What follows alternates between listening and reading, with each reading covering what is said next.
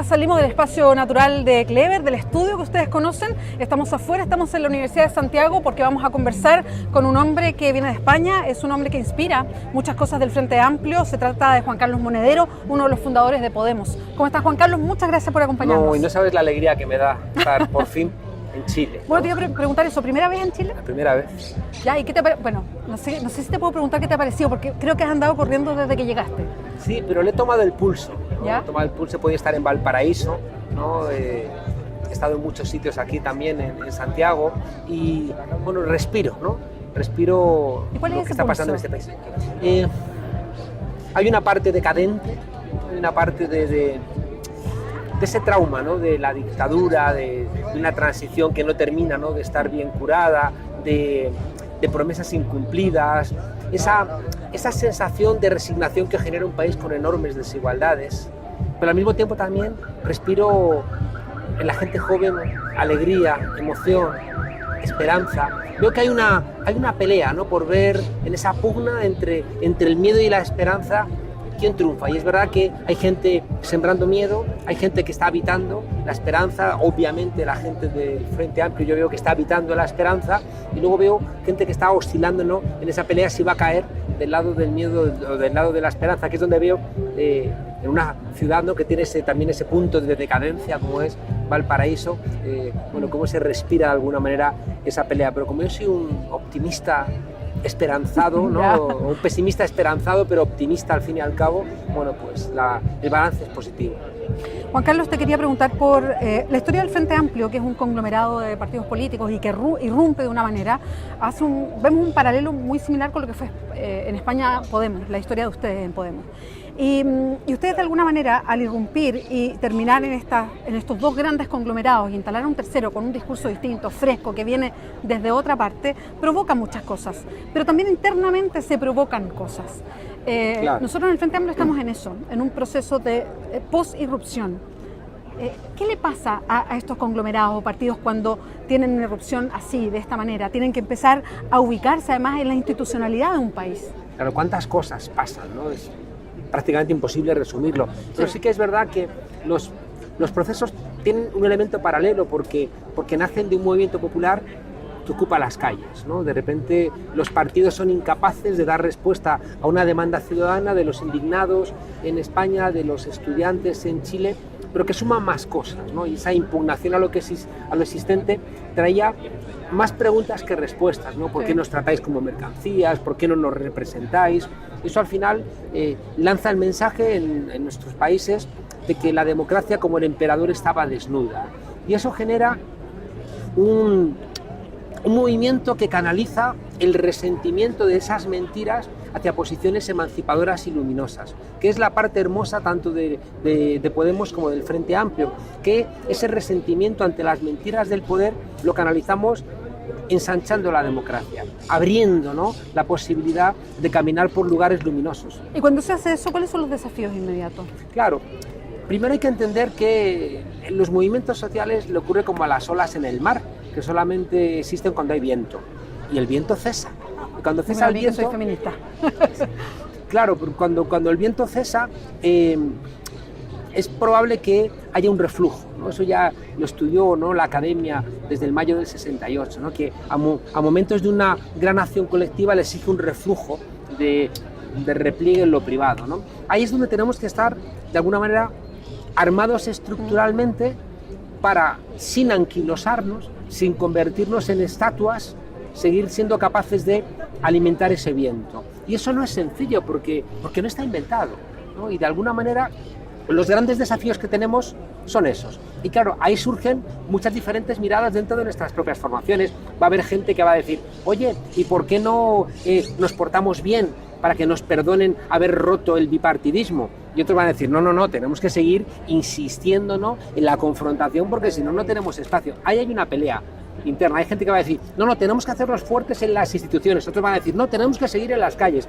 Y seguramente en ese debate es donde van a ir decantándose las soluciones. Y por eso es muy importante que hagamos un esfuerzo de discusión. Es decir, hay dos soluciones, o un ordeno y mando, donde alguien iluminado como si fuera una vanguardia dice, vamos por aquí, o al revés, abrimos un proceso de debate que pongo siempre el ejemplo que es lo mismo que hace que sea diferente Wikipedia de Twitter. Twitter es un vertedero y Wikipedia es luminosa. ¿Por qué? Porque Wikipedia mantiene ese ejército de 2.000 bibliotecarios y bibliotecarias, son los encargados de hacer algo muy difícil, que es la obligación que tiene el Frente Amplio y Podemos, que es cabalgar una contradicción que no tiene solución y que por tanto lo que hay que hacer es conllevarla. Los de Wikipedia tienen que conseguir que los 23 millones de colaboradores sigan colaborando, pero al mismo tiempo tienen que tirar hacia atrás muchas voces porque están sesgadas, no son objetivas, están influenciadas por algún tipo de interés. ¿Y cómo consigues eso? Debatiendo. Y cada vez que hay una confrontación, abren un equipo de debate para a través de ese diálogo solventarlo. Esa es la tarea nuestra. Si optamos por el mando, por la verticalidad, mucha gente se nos desanima. Si optamos solamente por el diálogo permanente, mucha gente se nos desanima porque no somos eficientes.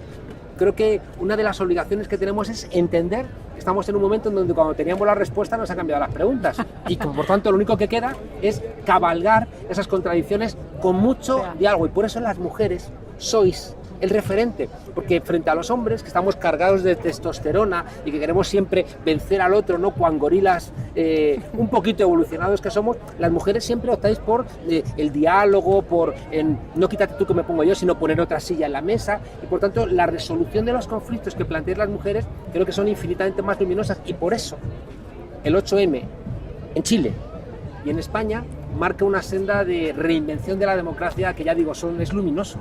Bueno, te quería preguntar, y has sido tu testigo a propósito, no sé, pues de Twitter, Trending Topic y las entrevistas que has tenido acá en Chile, en que tal como ha pasado en otros países de América Latina y específicamente lo que está pasando en Brasil, acá también posiciones de una derecha que no veíamos hace mucho tiempo tan libremente declarándose pinochetista, por ejemplo, o de ultraderecha, se saca de alguna manera la careta y sale hoy día adelante.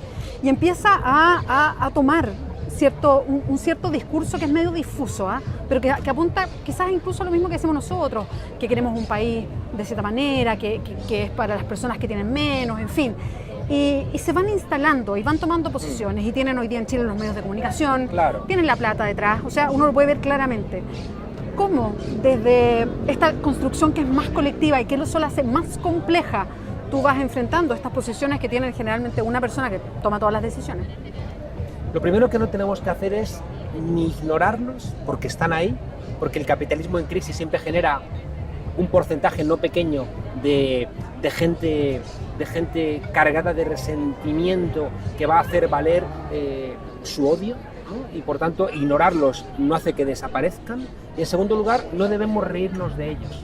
Hace 5 años un alumno de doctorado me enseñaba unos vídeos de un tipo que era un payaso, ¿no? Ese payaso era Bolsonaro, hoy es el presidente de Brasil. Por tanto, cuidado con reírnos de los fascistas, cuidado con ignorarlos porque están ahí, ¿no? Reinventándose además desde posiciones diferentes, no son igual que los fascistas de los años 30, ¿no? Son autoritarios diferentes. En segundo lugar, tenemos que entender que el ciclo de impugnación que comienza en 2007, cuando menos con la crisis de Lehman Brothers que atrapa a todos nuestros países, ese ciclo de impugnación está abierto. Y ese resentimiento de mayorías que de repente son expulsadas del bienestar por culpa de la crisis económica, van a encauzar su resentimiento hacia posiciones democráticas o hacia posiciones autoritarias. Si nosotros fracasamos a la hora de encauzar esa rabia y ese resentimiento hacia posiciones que ensanchen la democracia, ese hueco lo van a ocupar esta gente que tiene todos los medios de comunicación, tiene las redes, meten millones de dólares en las redes sociales para ir captando imaginarios. Yo llevo un día en Chile y ya me están demonizando. Hoy tiene que haber muchos chilenos que me odien, ¿no? No saben quién es Monedero, pero claro, han visto esos titulares, dirán, chavista, que está a favor. Puse un tuit diciendo que ojalá el pueblo chileno y el pueblo boliviano se encuentren en un mar que les una y no que les separe, ¿no? Y de repente lo presentan, chavista a favor de romper el territorio patrio chileno. Entonces de repente cualquiera que me vea por ahí, pues si puede y me reconoce, me pegará un golpe, ¿no? Porque dirá, vienes aquí a Chile a sembrar, ¿no? El resentimiento. No, son ellos, ¿no?, que tienen la posibilidad de construir este odio. Es nuestra obligación, Beatriz, es nuestra obligación el hacer una cosa que nos recomendaba Gramsci, que es a los adversarios políticos, y estos son los adversarios políticos porque son los enemigos de la democracia, son los que van a llenar de odio nuestras ciudades, nuestros barrios. Tenemos que combatirlos políticamente en donde sean más débiles, para hacerles daño político y expulsarlos, ¿no?, de esa capacidad de romper nuestras democracias, e intelectualmente donde sean más fuertes, es decir, en esa construcción de un sentido común donde nos obliga a nosotros a estar en los lugares donde ellos están incidiendo. En España contamos una historia de que una vez en un burdel un tipo se encuentra al obispo de la ciudad y dice: pero padre, usted aquí, y el obispo dice: hijo, yo estoy donde está el pecado, ¿no? Entonces tenemos un poco la obligación de estar donde está el pecado. Es un error, fíjate, Bea, cuando nosotros, por ejemplo, desde posiciones intelectuales de universitarios, despreciamos, por ejemplo, a los evangelistas. Es un profundo error. ¿Qué pasa? Que es que no fuimos capaces del catolicismo llevarlo hacia la teología de la liberación, que fue tan importante en la emancipación aquí en América Latina. Si hubiéramos despreciado el catolicismo como una emanación del Opus Dei y de los legionarios de Cristo, nos hubiéramos equivocado y hubiéramos perdido una herramienta de emancipación. ¿Por qué no hacemos lo mismo con los evangelistas? ¿Por qué no hacemos lo mismo con la idea de nación? ¿Por qué dejamos a la derecha que diga lo que es la patria? Porque luego los policías y los militares, que se creen imbuidos de un trabajo signado por el honor porque defienden a la patria, ¿por qué no definimos cuál es esa patria? Y a lo mejor los policías y los militares lo que van a hacer es, en nombre de la patria y de su honor, de detener a los sinvergüenzas que a través de empresas multinacionales saquean Chile. Eso nos obliga también a revisar un poquito una parte de nuestro comportamiento, porque si no le dejamos todo, ya digo, todo ese ámbito del resentimiento a la derecha, y aprenden. Nos equivocamos si pensamos que la derecha no aprende también de nuestros movimientos. Cada vez que movemos, ellos mueven también ficha. Lo que pasa es que nosotros los errores los pagamos al infinito. Si cualquiera de nosotros tuviera los delitos, por ejemplo, contra la hacienda pública que tiene Donald Trump, que tiene Macri, que tiene Temer, que tiene Bolsonaro, que acaban de descubrirle elementos de fraude, nunca podríamos tener ninguna magistratura, ni ser diputados, ni alcaldes, ni gobernantes. En cambio, ellos pueden. ¿Por qué puede ser gobernante un tipo que ha sido responsable de muchos desfalcos y que la Hacienda lo ha condenado como Donald Trump? Porque es de derechas. Igual que aquí, Unilever, que ha despedido la semana pasada a 200 trabajadores, le va a dar igual, Bea, le va a dar igual que esté en el gobierno la nueva mayoría, que esté Piñera, que esté Kast, porque ninguno de ellos va a cuestionar ese comportamiento de una multinacional con los trabajadores. En cambio, van a ser muy cuidadosos con el Frente Amplio, porque el Frente Amplio va a decir: cuidado, que aquí hay unos derechos de los trabajadores que esa empresa está rompiendo. Por eso, si perdemos de vista que el sistema sabe quiénes son sus amigos y quiénes son los que queremos superar los problemas del sistema, estaremos equivocándonos. Y cada equivocación, Bea, la pagamos tan cara.